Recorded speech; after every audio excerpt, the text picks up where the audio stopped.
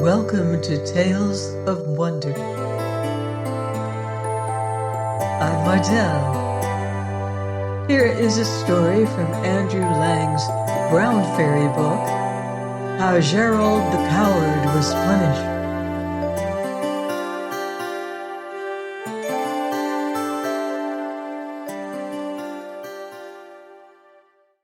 Once upon a time, there lived a poor knight who had a great many children and found it very hard to get enough for them to eat. One day he sent his eldest son, Rosold, a brave and honest youth, to the neighboring town to do some business, and here Rosold met a young man named Geirald, with whom he made friends.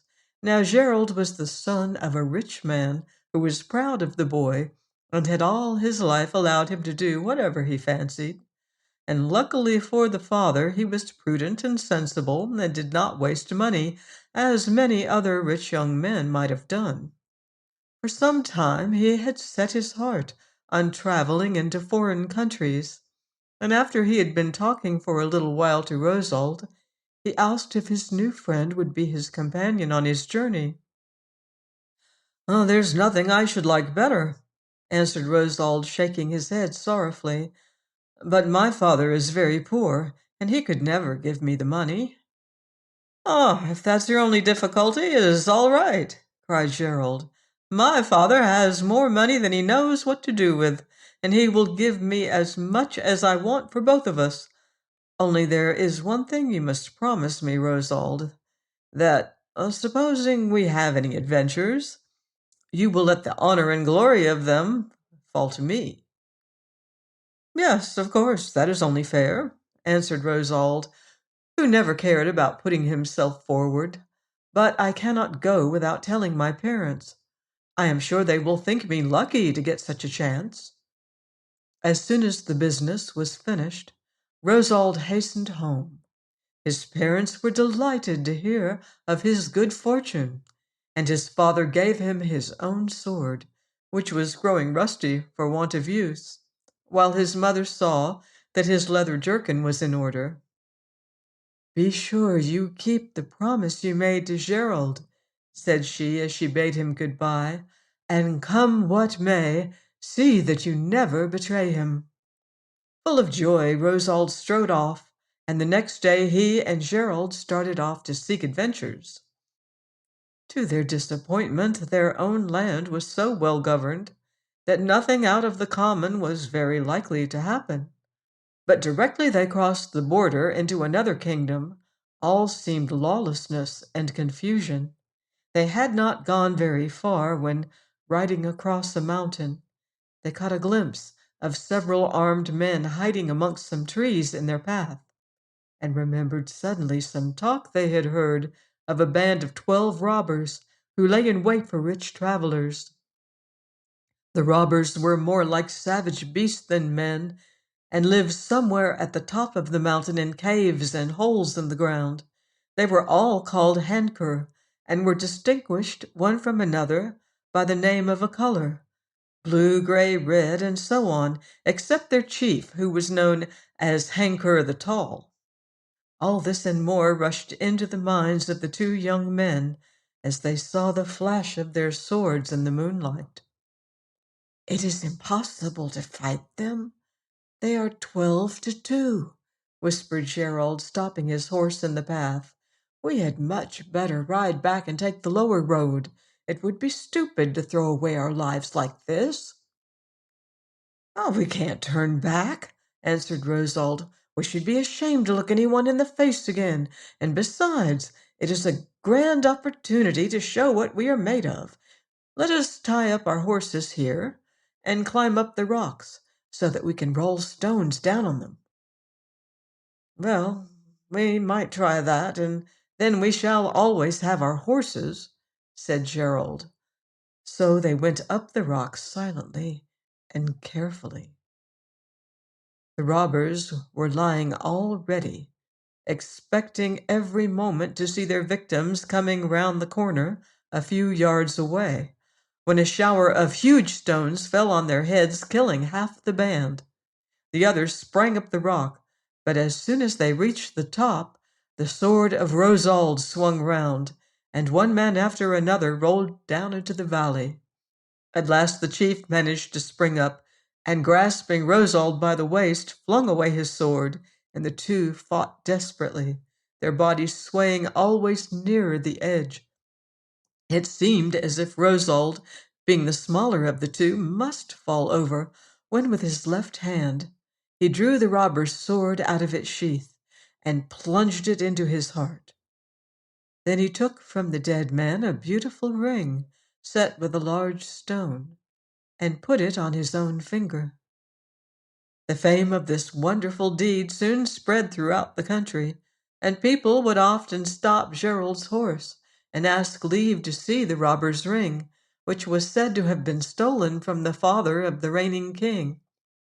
And Geirald showed them the ring with pride and listened to their words of praise, and no one would ever have guessed anyone else had destroyed the robbers. In a few days they left the kingdom and rode on to another, where they thought they would stop through the remainder of the winter, for Geirald liked to be comfortable and did not care about traveling through ice and snow. But the king would only grant them leave to stop on condition that before the winter was ended, they should give him some fresh proof of the courage of which he had heard so much. Rosald's heart was glad at the king's message, and as for Geirald, he felt that as long as Rosauld was there, all would go well. So they both bowed low and replied that it was the king's place to command and theirs to obey.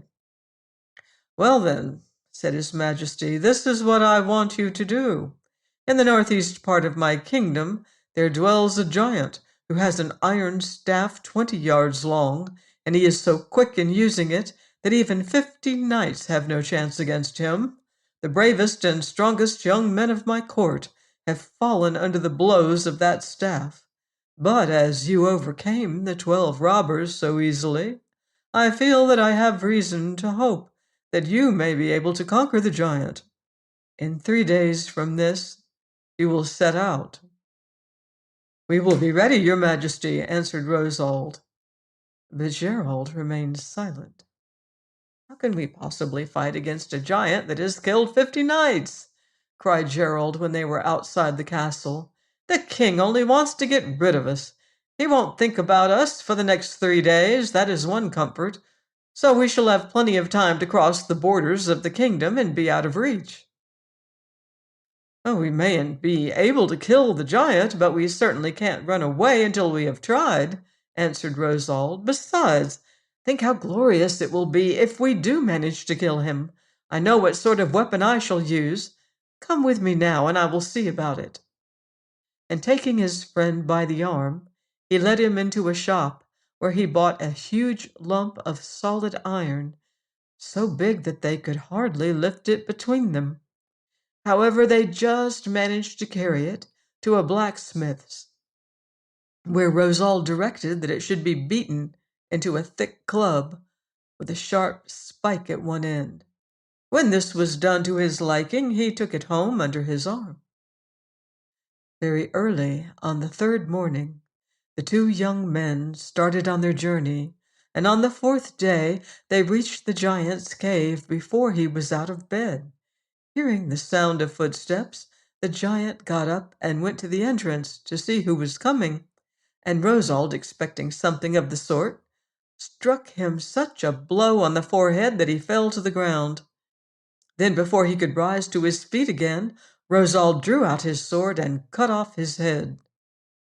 "It was not so difficult after all, you see," he said, turning to Geirald, and placing the giant's head in a leathern wallet which was slung over his back, they began their journey to the castle. As they drew near the gates, Rosauld took the head from the wallet and handed it to Geirald, whom he followed into the king's presence. "The giant will trouble you no more," said Geirald, holding out the head. And the king fell on his neck and kissed him and cried joyfully that he was the bravest knight in all the world, and that a feast should be made for him and Rosauld, and that the great deed should be proclaimed throughout the kingdom. And Geirald's heart swelled with pride, and he almost forgot that it was Rosauld, and not he, who had slain the giant. By and by a whisper went round that a beautiful lady who lived in the castle would be present at the feast, with 24 lovely maidens, her attendants. The lady was a queen of her own country, but as her father and mother had died when she was a little girl, she had been left in the care of this king, who was her uncle. She was now old enough to govern her own kingdom, but her subjects did not like being ruled by a woman, and said that she must find a husband to help her in managing her affairs. Prince after prince had offered himself, but the young queen would have nothing to say to any of them, and at last told her ministers that if she was to have a husband at all, she must choose him herself, as she would certainly not marry any of those whom they had selected for her. The ministers replied that in that case she had better manage her kingdom alone, and the queen, who knew nothing about business, got things into such a confusion that at last she threw them up altogether and went off to her uncle. Now when she heard how the 2 young men had slain the giant, her heart was filled with admiration of their courage, and she declared that if a feast was held, she would certainly be present at it. And so she was. And when the feast was over, she asked the king, her guardian, if he would allow the 2 heroes who had killed the robbers and slain the giant to fight a tourney the next day with one of her pages. The king gladly gave his consent and ordered the list to be made ready, never doubting that 2 great champions would be eager for such a chance of adding to their fame. Little did he guess that Geirald had done all he could to persuade Rosauld to steal secretly out of the castle during the night. For, said he, I don't believe they are pages at all, but well-proven knights, and how can we, so young and untried, stand up against them? The honor will be all the higher if we gain the day, answered Rosauld, but Geirald would listen to nothing, and only declared that he did not care about honor and would rather be alive than to have every honor in the world heaped upon him. Go he would, and as Rosauld had sworn to give him his company, he must come with him. Rosauld was much grieved when he heard these words, but he knew that it was useless attempting to persuade Geirald, and turned his thoughts to forming some plan to prevent this disgraceful flight. Suddenly his face brightened.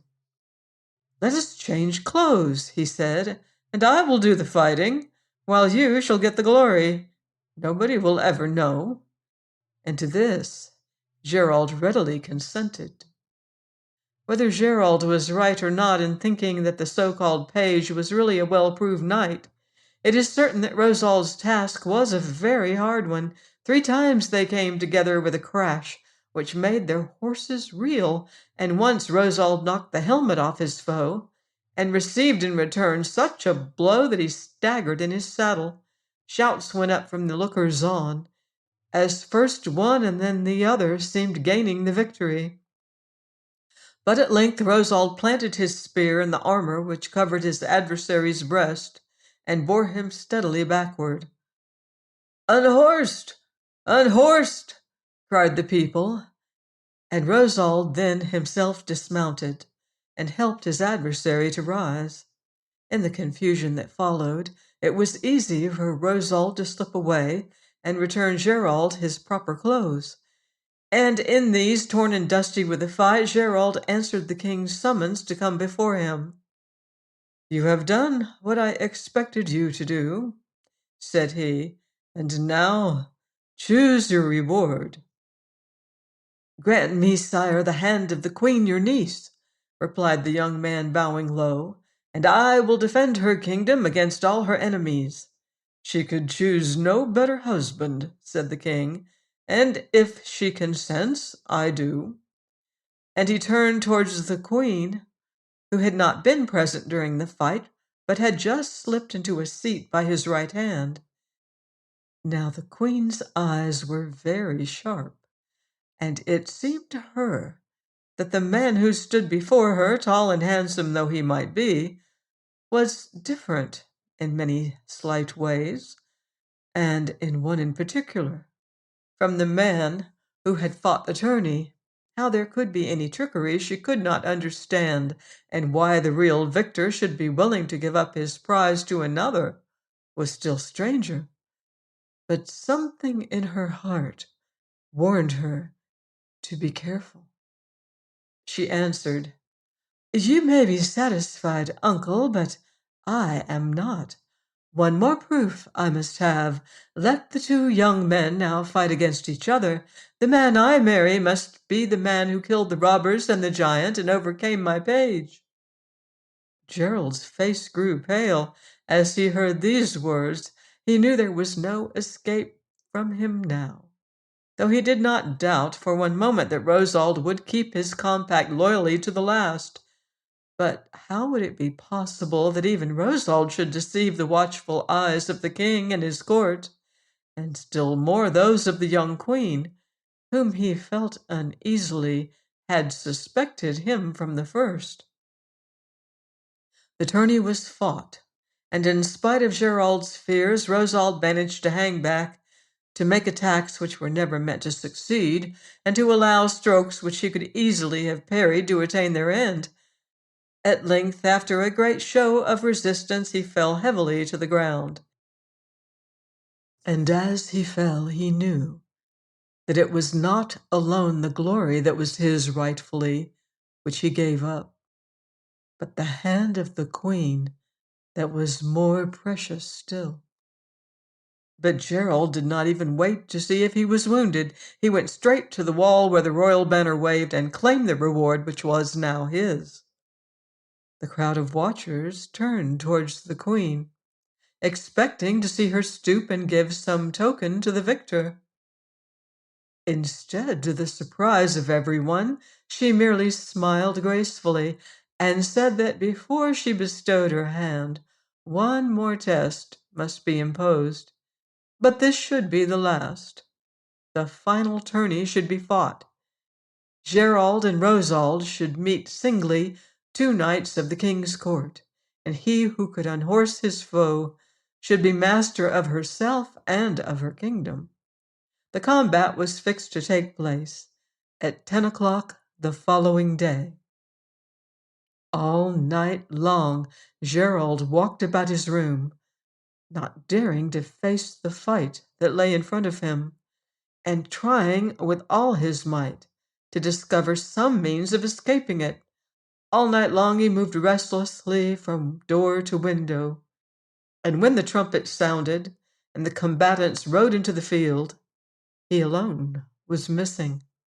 The king sent messengers to see what had become of him, and he was found, trembling with fear, hiding under his bed.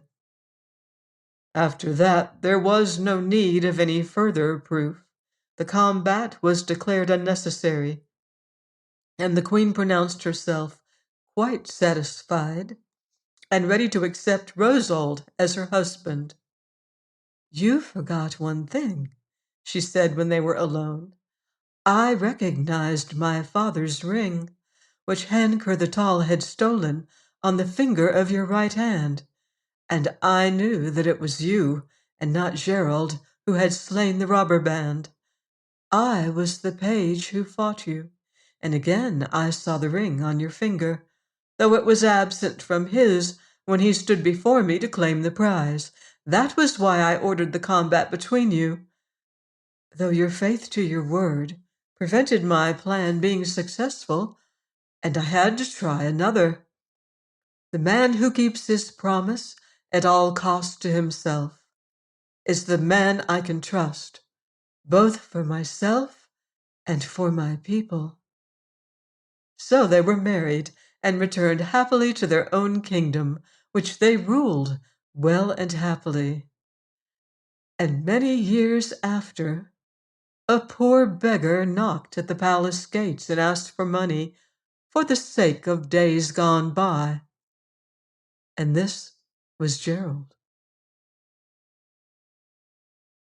Please join me here next week for another enchanting story on Tales of Wonder.